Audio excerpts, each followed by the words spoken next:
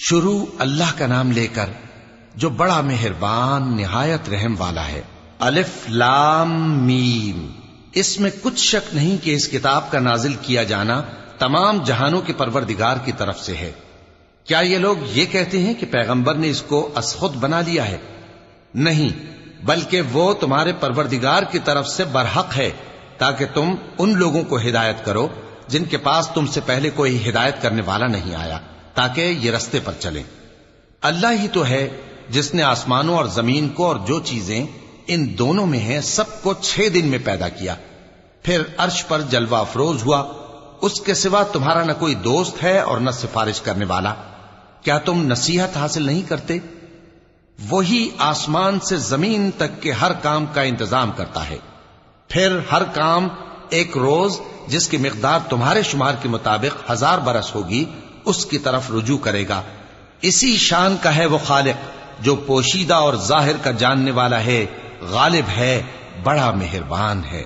وہی جس نے ہر چیز کو بہت اچھی طرح بنایا، یعنی اس کو پیدا کیا اور انسان کی پیدائش کو مٹی سے شروع کیا، پھر اس کی نسل ایک قسم کے خلاصے سے یعنی حقیر پانی سے بنائی، پھر اس کو درست کیا، پھر اس میں اپنی طرف سے روح پھونکی اور تمہارے کان اور آنکھیں اور دل بنائے، مگر تم بہت کم شکر کرتے ہو۔ اور کہنے لگے کہ جب ہم زمین میں ملیا میٹ ہو جائیں گے تو کیا اثر نو پیدا ہوں گے؟ حقیقت یہ ہے کہ یہ لوگ اپنے پروردگار کے سامنے جانے ہی کے قائل نہیں۔ کہہ دو کہ موت کا فرشتہ جو تم پر مقرر کیا گیا ہے تمہاری روحیں قبض کر لیتا ہے، پھر تم اپنے پروردگار کی طرف لوٹائے جاؤ گے، اور تم تعجب کرو جب دیکھو کہ گناہگار اپنے پروردگار کے سامنے سر جھکائے ہوں گے اور کہیں گے کہ اے ہمارے پروردگار، ہم نے دیکھ لیا اور سن لیا، تو ہم کو دنیا میں واپس بھیج دے کہ نیک عمل کریں، بے شک ہم یقین کرنے والے ہیں۔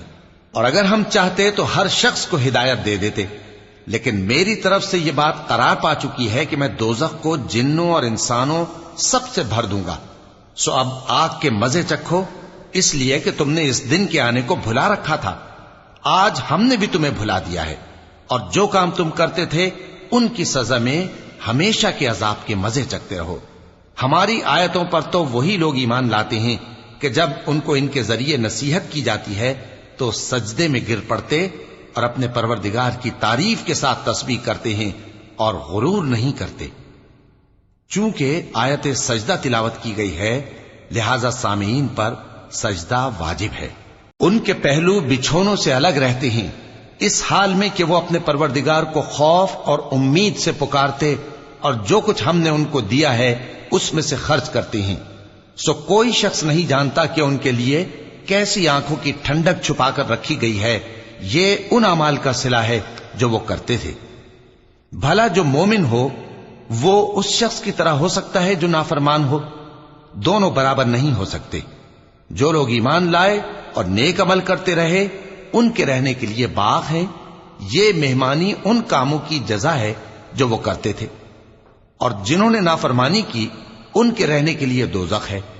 جب چاہیں گے کہ اس میں سے نکل جائیں تو اس میں لوٹا دیے جائیں گے، اور ان سے کہا جائے گا کہ جس دوزخ کے عذاب کو تم جھوٹ سمجھتے تھے اس کے مزے چکھو، اور ہم ان کو قیامت کے بڑے عذاب سے پہلے دنیا کے عذاب کا بھی مزہ چکھائیں گے، شاید وہ ہماری طرف لوٹ آئیں۔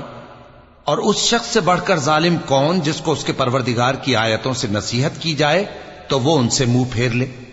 ہم گناہگاروں سے ضرور بدلہ لینے والے ہیں، اور ہم نے موسیٰ کو کتاب دی تو تم ان سے ملاقات ہونے سے متعلق شک میں نہ ہونا، اور ہم نے اس کتاب کو بنی اسرائیل کے لیے ذریعہ ہدایت بنایا تھا، اور ان میں سے ہم نے پیشوا بنائے تھے جو ہمارے حکم سے ہدایت کیا کرتے تھے، جبکہ وہ صبر بھی کرتے تھے اور وہ ہماری آیتوں پر یقین رکھتے تھے۔ بلا شبہ تمہارا پروردگار ہی ان میں جن باتوں میں وہ اختلاف کرتے تھے قیامت کے روز فیصلہ کر دے گا۔ کیا ان کو اس امر سے ہدایت نہ ہوئی کہ ہم نے ان سے پہلے بہت سی امتوں کو جن کے رہنے کے مقامات میں یہ لوگ چلتے پھرتے ہیں ہلاک کر دیا؟ بے شک اس میں نشانیاں ہیں، تو یہ سنتے کیوں نہیں؟ کیا انہوں نے نہیں دیکھا کہ ہم بنجر زمین کی طرف پانی رواں کرتے ہیں، پھر اس سے کھیتی پیدا کرتے ہیں جس میں سے ان کے چوپائے بھی کھاتے ہیں اور یہ خود بھی کھاتے ہیں؟ تو یہ دیکھتے کیوں نہیں؟ اور کہتے ہیں اگر تم سچے ہو تو یہ فیصلہ کب ہوگا؟ کہہ دو کہ فیصلے کے دن کافروں کو ان کا ایمان لانا کچھ بھی فائدہ نہ دے گا اور نہ ان کو مہلت دی جائے گی، تو ان سے منہ پھیر لو اور انتظار کرو، یہ بھی انتظار کر رہے ہیں۔